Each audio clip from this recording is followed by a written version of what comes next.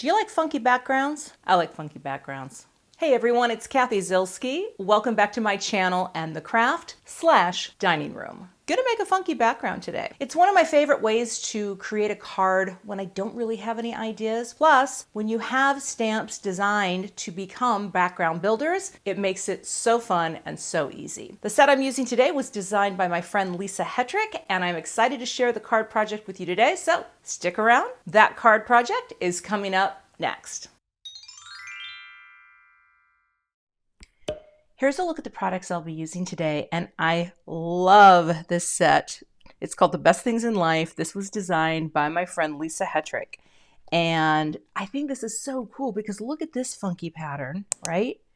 But then it's got one of these messy sort of shape stamps, and as soon as I saw this, I had an idea. Now, there may be coordinating dies for this, but I do not have them, although a circle die would be a piece of cake to use with that. But I have an idea, and so let's get started. I'm going to grab my Misty tool. I want to repeat this shape a few times on this panel, but I also want to make sure that I have enough. Let's see, if I start here, I want it to be, I'm going to flip it actually. I'm going to pop it right here for my first impression. Let me pop this down. This is a piece of Gina's heavy base weight paper. I'm going to pick this up. Oh, brought the whole kit and caboodle. And I'm just gonna rub my hand over this a little to prime it. I have some colors, but here's what I'm not sure. Let me pop this in a pseudo rainbow order before I get too carried away with what I'm doing, because I don't know if I'm gonna have room for all the colors. So I think and I've got a sea glass in here too. I think I'm going to start in the middle with the yellow. So let's start with Wild Dandelion. And even though I'm not using the whole, I didn't need to ink up the whole thing, right? I'll just clean that off as we go. And I'm going to bring this down to the paper, grab my stamp press tool, my Debbie tool here, and just transfer the ink. Like that. Let's see how that looks. Ooh, that is very cool. Okay, take this little stamp chamois here and just wipe this off my mat. I'll just quickly wipe this down. Ooh, get most of that yellow off there.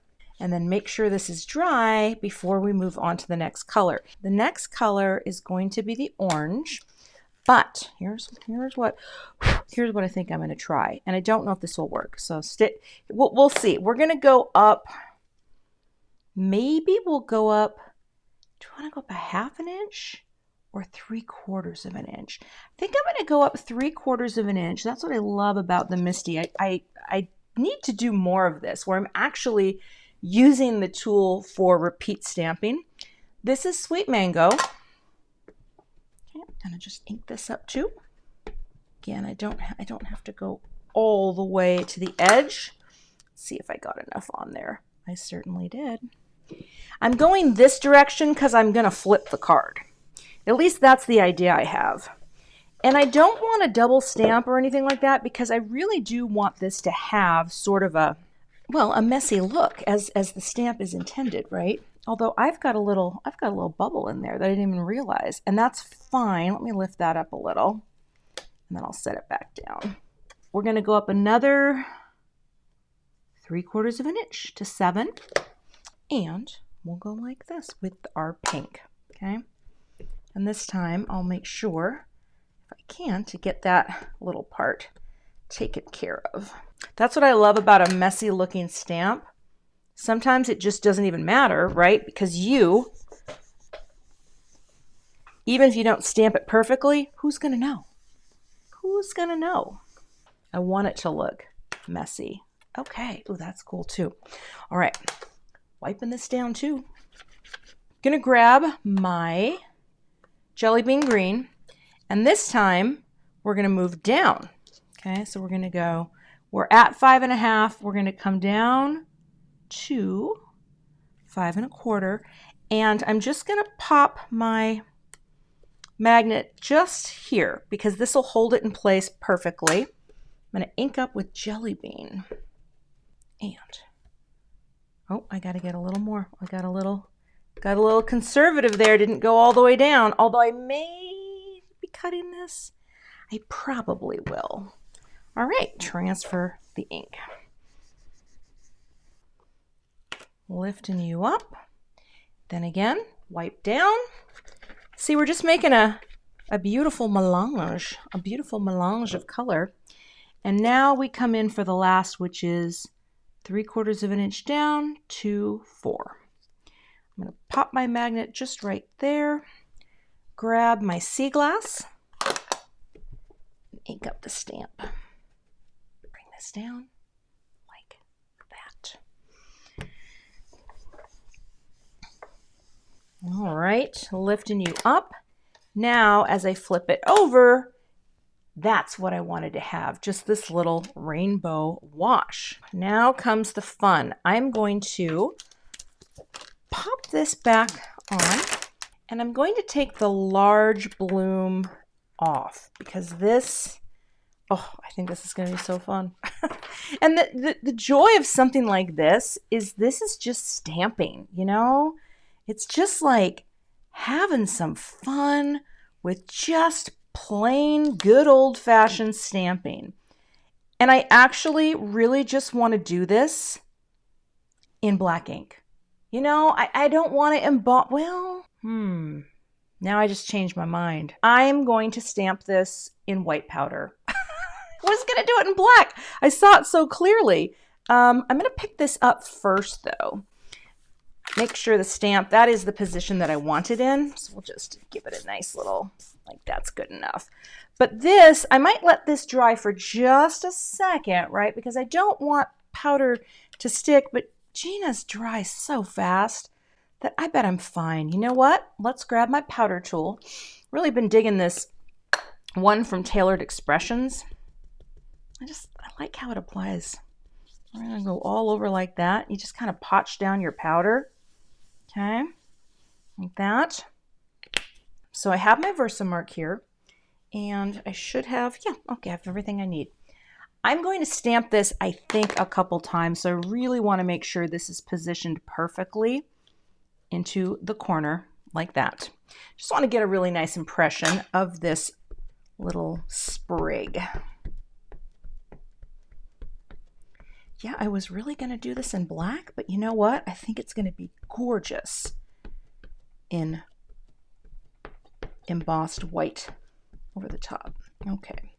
Pad could use a re-inking. Let's bring this down and let's stamp.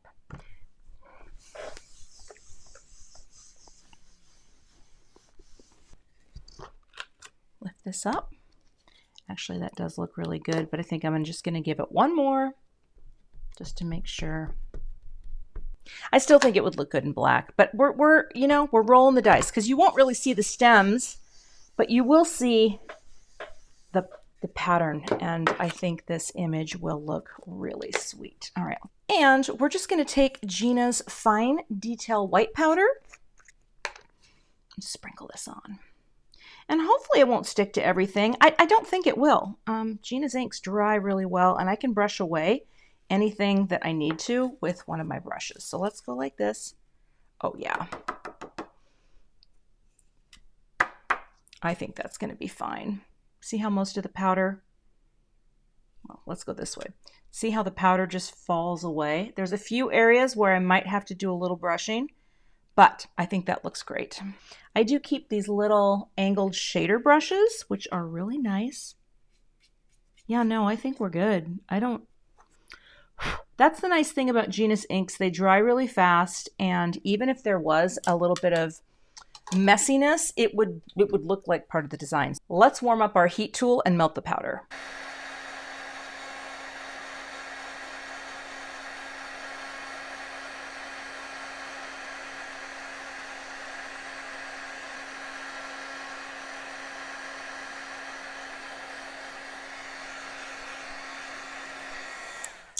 Ooh, look at that. And now, whoop, I have this funky, that is just so funky. Lisa would be so proud of me. All right, I have an idea for the greeting. So let's move on. Before I stamp my greeting, I just pulled out the greeting, the best things in life aren't things. I'm just setting that right there in my Misty.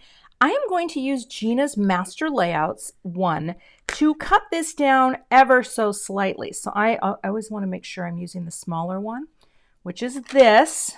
And it will also help to flatten it a little, you know, and kind of get that border how I want it. We're going to tape this into place and cut this out. So just come over here to the Gemini and pop this down onto my plates, and I use 2 clear plates and 2 green double-sided die cutting plates. Learned this from my friend Jennifer McGuire, and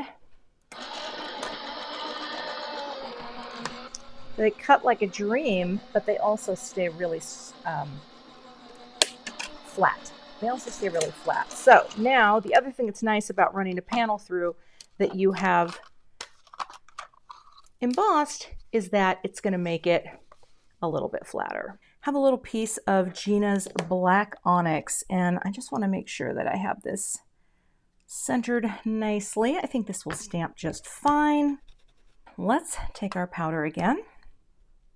It shows up a little more on the dark cardstock, which is nice. You can see how it comes out. I want to make sure I have a good coating, but I don't want to double stamp it because I just want it to be nice and not too squished because the greeting is delicate. So on this, I'll just press down. There's a nice focus on my wrist there. And just let that ink have a chance to transfer. Like that. Oh, great impression.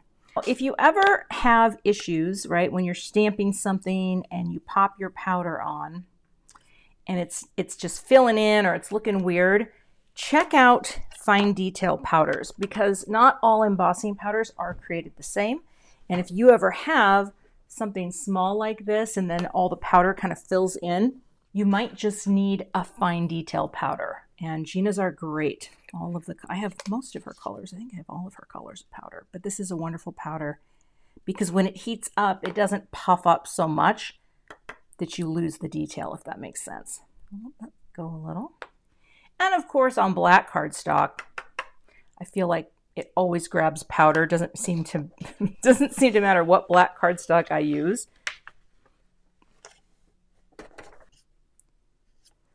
I like these shader brushes because they are firm and you're not going to slip with your bristles. Boy, I should have put more powder down there. Here's a little pro tip for you too. If there are still little stubborn pieces that are like inside, if you just tap on them with the edge of your craft pick, they'll totally lift.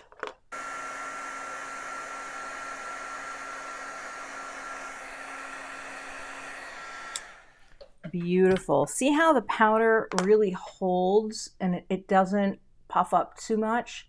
So if you have issues with that, again, check out fine detail powder. It makes a huge difference. Once this is good to go, I take a microfiber type of e-cloth, just wipe over once everything is cooled and wipe off that embossing. And now I will die cut this. And actually, I'm just going to cut this out off camera with, let's see, I'm going to use a sentiment label because I want it to be a nice straight cut. So I will get that taped into place, cut it out, and I may do one of these banner notches. Haven't decided yet, but I'll you will soon see. So once I have this little friend cut, you just want to be careful with the tape. Oh, that looks great. Then I probably take the larger notch here, and I'm just going to turn this into a little notch banner, you know? So I'll tape down the paper, and this is the cutting mat. I need to actually, I think it's about time to switch it out. I always cut into the same side. It's getting a little worse for the wear, so I do have a new one. I might be switching that out soon. So I'll go ahead and cut out the greeting and then we'll start to create the final card. I'm going to use white cardstock for the base. I know I do white a lot, but I think this is going to be really pretty. This is a piece of Gina's heavy base weight cardstock, and I will give this a nice press and tape it down because it's a nice heavy cardstock and I do not want it to pop open while I am designing. What I want to do is I want to bring in, this little friend. I'm not sure, maybe I kind of want to just split the difference here and have this be in the lower portion. So because I'm a stickler for straight lines, I am going to bring in my little baby trimmer and just cut this so I get a nice straight line. So I'll just get it right about, yeah, that looks good, and cut. Great. Now I'll take a little foam tape. See, I love that little pop of black with the color, right? It's just, oh, it's so pretty. Okay, take a piece here, and let's see, probably 2 pieces is fine. So that will give us a little bit of dimension on the greeting. I'm going to take the backers off. Got to step it off to the side and pop that onto my note card. I'm going to grab my little ruler here, my little Simon Says stamp ruler, because this is going to help me make sure that my greeting is lined up straight on the panel. The other thing that I do almost every time is I use Gina K Connect glue in one of the squeeze bottles just to give my foam squares or foam tape a little wiggle room, because I like to say they stick like a mother. But here's the other cool thing about this. Check this out. Where am I putting this again? Oh, I'm putting it here. You can also use your ruler's lip to line things up on the edge. Oh my gosh, I didn't realize that. Like, I know I can do it so it's straight, like this, but also to be right to the edge of your piece. Oh, I love it. I love it.